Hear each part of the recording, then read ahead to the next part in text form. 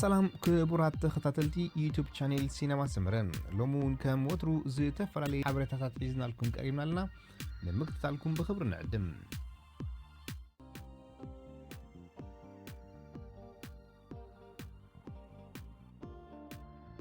شامبيون كبير ميزان زبل سيامي كوغوناتف زخاله أنتوني جوشوا بلاك لايفز ماتر مالت سلمتاي أدرع عبلعلي تسلمتي أفريقيا زبل صحف زلو مالالي بيسو عبلعلي عليتاوي أدلو زلو كوني بتبكي تاويموم تود 3 عامت إنجليزاو منسي أبز حلفة مهاسالي سخايدو درات بمعوات سموك عبي تصانيحيوم نسو بزي بترقاقامي عبلعلي تسلمتي زور زلو مقتلتن كالن زحلف ورحون أسكاق تكبارك بالمغلاتو الزكريوم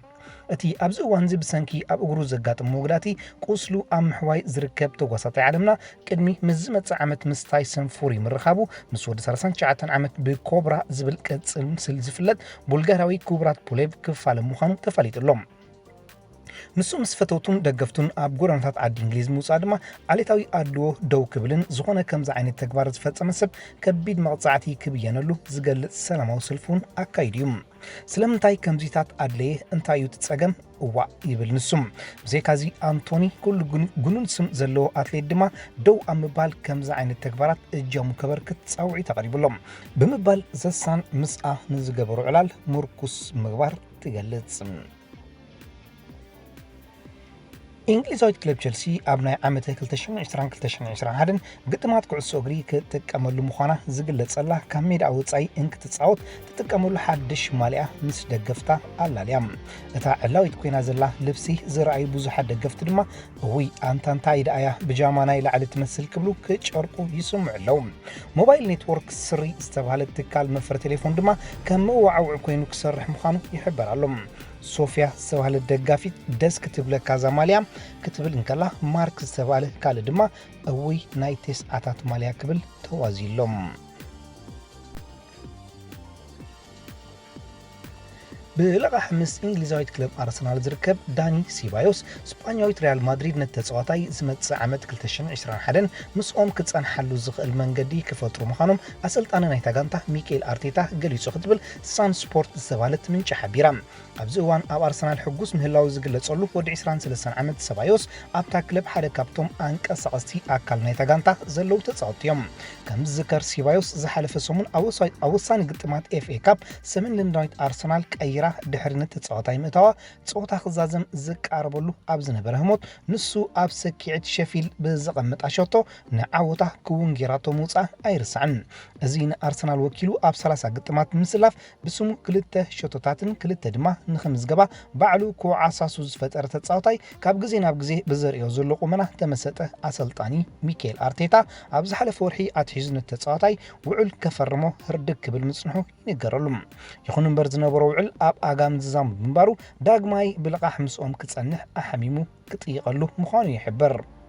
سيبايوس أبزا غانتا بمهلاو حقوسيوم زفتو سبيوم أب غزي لممد يخون تصوتا زرئيو طباي ازيلكا كتصبصباي كلنيم أب ميدا يخون أب مغيرو منبر تتصوتي بزرئيو ناي حاقوس فانتازيا خامو حدا كابتي زمستاني باريات ناي تتصوتا يكبل ميكيل أرتيتا نسيبايوس يغلصوم ناي قدم تتصوتا ريال بيتس زخون سيبايوس دحري أب تعتا أسلطان ريال مدريد فرنساوي زين الدين ناي موراد عدل كركب متصقاميو زحالف وقتي أب أرسنال كتصنح فقط توهيبوم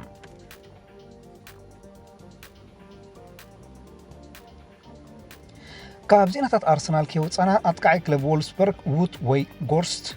مس إنجليزاويت كلب أرسنال متصنبار نعو زعبي بايتاناي متصاهيوت مخانو قريتم أتي شدش تجامان حموش إنجين قومات أتقعي لوم عمد كاب سرسان كلتن زكايرو حفشاوي تصوتات بوندسليغا 10 شدش شوتات دحر كقصر مخالو بزحات كلبات عالمنا نمونانو أعينتن أي حسيان قال خابتن كلبات دما نيوكاسلن أرسنالن يركبن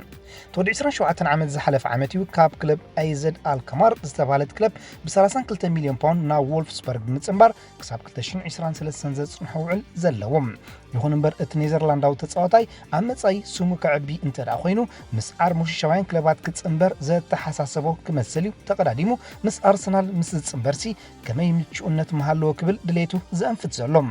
ንሱ ቅድሚ 6 ኣዋርሕ ጾታታት ቡንደስሊጋን ፕሪሚየር ሊግን እቲ ዝበለጸ ጾታታት ክብል ገሊጹ ነይሩም ኣብ ኩዕሶ እግሪ ፕሪምየር ሊግ ዓዲ እንግሊዝ ብዝያዳ ዘተኮሩ እንግሊዛውያን ጥራይ ከም ዘይኮኑ ኣጸቢቕና ንፈልጦ ሓቂ እዩ ይኹን እምበር ኣብዚ እዋን ኩላትና ኣሰውዒልናሉ ዘይንፈልጥ ኩነት ተፈጢሩሎም ንሱ ድማ ድሕሪ ኣብ 2017 ቸልሲ ንሳንደርላንድ 5-1 ብገፊሕ ምርትዓ ፍጹም ኣበይ ከም ዘሎ ክፍለጥ ዘይከኣለ ዝጸንሐ እናከፋፈለ ዝጻወት ጃክ ሮድዌል ሼፊልድ ዩናይትድ ምስ በርንሊ ነጥቢ ዝተመቐለትሉ ግጥም ፕሪምየር ሊግ ዓዲ እንግሊዝ ንክሪስ ባሻም ተኪዩ ናብ ሜዳ ከኣቱ እንከሎ ብዓይኒ ካሜራ ድሕሪ ምስኣሉ ብዙሓት ዝተፈላለዩ ደገፍቲ ዋ ኣንታ ዝዳ ኣበይ ነይሩ ክብል ተሰሚዖም ተወዲ 29 ዓመት ገዲም ኣካፋሊ ድሕሪ 2017 መእተዊኡ ኣይተፈልጠን ጸኒሖም ደገፍቲ ሼፊልድ ዩናይትድ ድማ ናብ ሜዳ ተቐይሩ ከኣቱ እንከሎ ኣብ ዘቃለበሉ ጌጋ ከይህሉ ተጠራጥሩን ክመስሉ ዓይኖም ክስሕሉ ምርኣዮም ዘሳን ኣብ ጽሑፋታ ነጺራ እቲ ብመላጸ ዝብል ቅጽል ስም ትፍለጥ ሼፊልድ ዩናይትድ ክሳብ ምዝዛም ናይ ዓመት ምሳ ክጸኒሑ ተሰማሚዑ ዘሎ እዚ ማለት ዝሓለፈ ጥሪ ምስ ጋንታ ክታሙ ኣንቢሩ እዩ እዚ ዝኾነሉ ምኽንያት ድማ ድሕርቲ ንክለብ ብላክበርን ሮበርስ ዝነበሮ ውዕል ምዃኑ እዩ ብዘይካዚ እዚ ናይ ቅድም ኣባል ናይ ትሕቲ 18 ዓመት ሃገራዊት ጋንታ እንግሊዝ ተጻዋታይ ኣብ 2012 ድሕሪ ኣብ ኤቨርተን ኮይኑ ዘሰማቕሮ ጽቡቕ ናይ ጸወታ ግዜኡ ብ12 ሚልዮን ፓውንድ ናብ ክለብ ማንቸስተር ሲቲ ተሰጋጊሩ ኣብ ናይ 2 ዓመታት ኢትሓድ ጻንሖቱ ድማ ኣብ 2014 ናብ ክለብ ሳንደርላንድ ተሰጋጊሩ ነይሩ እቲ ድሕሪ 2012 ዕውት ናይ ጸወታ ከም ዘይሕለፈ ዝግለጸሉ ተጻዋታይ ክሳብ ሕጂ እፎይ ዝብለላ ጋንታ ክረክብ ከም ዘይከኣለ ይንገረሉ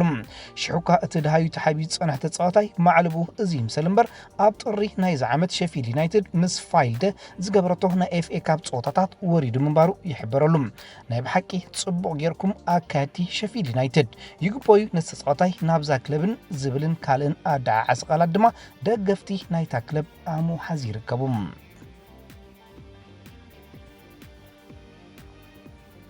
ብቕዓቱ ምሕር ብምቕናሱ እቲ ሕማቕ ወዲ ዝብል ስያመ ለጊቦ ዘሎ ማቴዮ ጉንዶዚ ድሕሪ ኣርሰናል ዝሓለፈ 20 ሰነ ብብራይተን ብጸቢብ 2-1 ምርትዓ ተወዲ 21 ዓመት ንኣሳት 2 ሳምንታት በይኑ ልምምድ ክገብር ከም ዝተገደደ ተሓቢሩ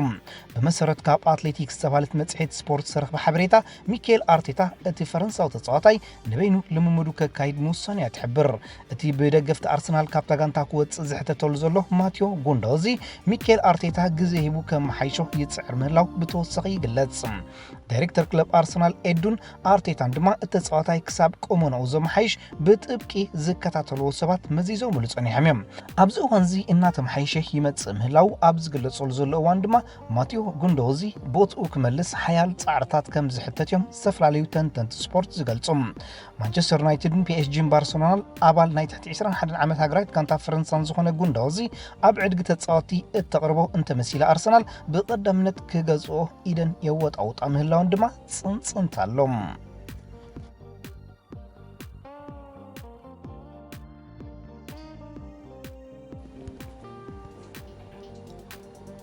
ትማል ምሸት ቶተንሃም ኣብ ልዕሊ ኤቨርተን ብጸቢብ 1-0 ተዓዊታ ዝወጸትሉ ግጥም ሓላው ልዳ ቶተንሃም ሂጎ ሎሪስ ወዲ ጋንቶን ሶን ሂንግሚን ኣብ መንጎኦም ዝተፈጥረ ዕግርግር ድሕሪ ግዳይ ካሜራ ምዃኖም ኣሰልጣኒ ጋንታ ኮይኑ ዝሰርሕ ዘሎ ፖርቱጋላዊ ሆዜ ሞሪኖ ኬፍ ኣለኩም ዘስምዕ ቃል ወሰቢልሎም እቲ ፍሉይ ነገር ኣብ ምግባር ድሕሪ ዘይብል ኣሰልጣኒ ነቶም ክልተ ንዕረፍቲ ጸወታ ዝኾነሉ ህሞት ኣብ ባእሲ ተሸምሞ ይኹን እምበር ብመንጎኛ ኣባል ጋንቶም ሃሪ ዊንክስ ዝተፈላለዩ ተጻወቲ ከምዚታት ከጋጥም ክትሪኦን ከለኻ ደሓንዩ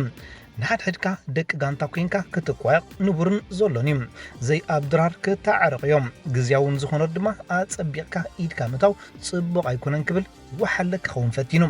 ከምቲ ትማልሶኒ ምሸት ዝተኸታተልናዮ ቶተንሃም ኣብ 24 ደቂቕ ካብ ሚካኤል ኪን ብዝረኸበታ ሾቶ ንኤቨርተን 1-0 ብጸቢብ ረቲዓ ተወፅያ ወዲ 33 ዓመት ሓላው ልዳት ሂጎ ሎሪስ ድማ 15,000 ፓውንድ ከፊሉ ዝሕልዎ ብርቱዕ ከልቢ ገዚኡ ምንባሩ ይግለጽ በዚ ከይኮነ ድማ ኣይተርፍን ወዲ 27 ዓመት ሶን ነቲ ከልቢ ቅድሚ ትግጥም ከሓቕፎ ብምፍታኑ ሎሪስ መበገሲ ሕርቃኑ ከይኮነ ከም ዘይተርፍ እዩ ዝግለጽ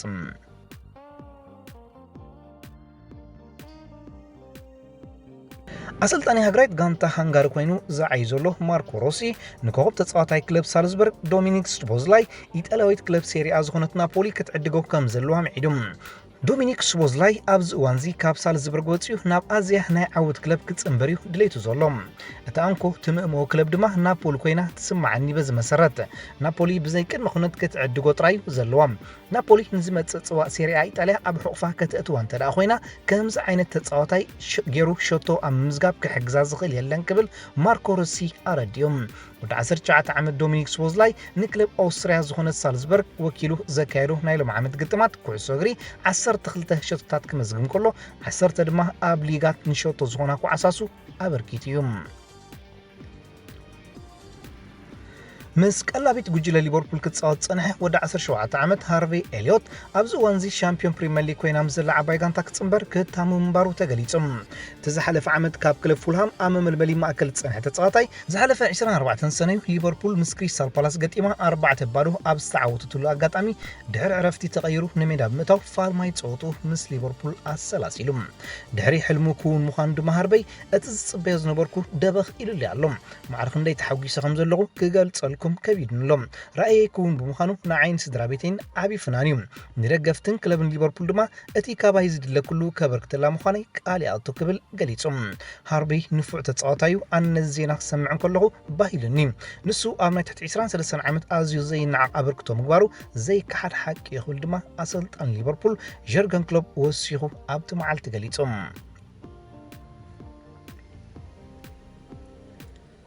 ኣብ ፆታታት ቡንደስሊጋ ጀርመን ከንፀባርቆ ዝፀንሐ ዓወታትን ውፅኢታትን ስሙ ሰማይ ዓሪጉ ዝርከብ ወዲ 21 ዓመት ኣከፋፋሊ ሻርካ ባዶ 4 ዌስቶን ማክኒ ናብ ክለባት ፕሪምየር ሊግ ክግዕዝ ምዃኑ ብሰፊሑ ዝግለጸሉ ዘሎ እዋን እታ ኣብዚ እዋን እዚ ክለቡ ሻልካ ምስ ክጸንሕ ጠለብ ኣቕሪባትሉ ላባሃል ይኹን እምበር እታ ኣባል ሃገራዊት ጋንታ ሕብራት መንግስታት ኣሜሪካ ተፃዋታይ ንወዲ ጋንቱ ክሪስቲያን ፖሊሲ ሲዕቡ ናብ ክለብ ቸልሲ ከየበለ ከም ዘይተርፍ ይሕበር ኣሎ ከም ዝከር ኣብ ዓመት 2019 ክሪስቲያን ፖሊሲ ካብ ጀርመናዊት ቦሩሺያ ዶርትሙንድ ምስ ቸልሲ ምጽምባሩ ኣይርሳዕን በዚ ዝፈርሑ ኣካያቲ ክለብ ሻልካ ባዶ 4 ድማ ንዌስቶን ማክኒ መሃይ ውክብ ምባል ምስኦም ከጽንሕዎ ድሌቶምን ሃረርቶምን ምዃኑ ይዘረባሎም ኣካያዲ ክለብ ሻልካ ጆርደን ሽናይደር ንሱ ዋንነት ናዩ ምሳና ክጸንሕ ዘለና እምነት ድማ ዓቢ ምዃኑ ኣብሪሁም